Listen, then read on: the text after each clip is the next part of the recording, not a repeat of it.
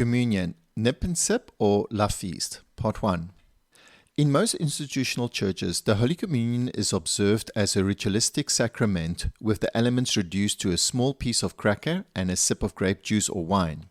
The traditional understanding of communion is largely based on how the church interprets 1 Corinthians chapter 11 verse 17 to verse 34. But does this traditional interpretation hold up when the passage is read in the context rather than through the lens of tradition? From the text, it is evident that the Corinthian church partook in the communion as a full meal. Paul addresses complaints that some were eating before others arrived, consuming their food and drink while leaving the latecomers hungry. We can read that in 1 Corinthians chapter 11, verse 21.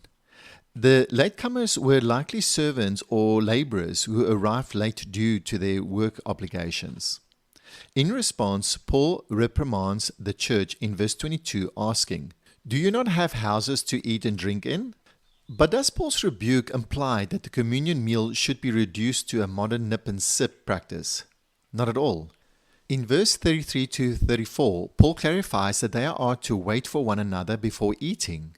If someone has the habit of arriving early and cannot wait due to hunger, they are instructed to eat something at home beforehand to avoid the gathering being brought into judgment.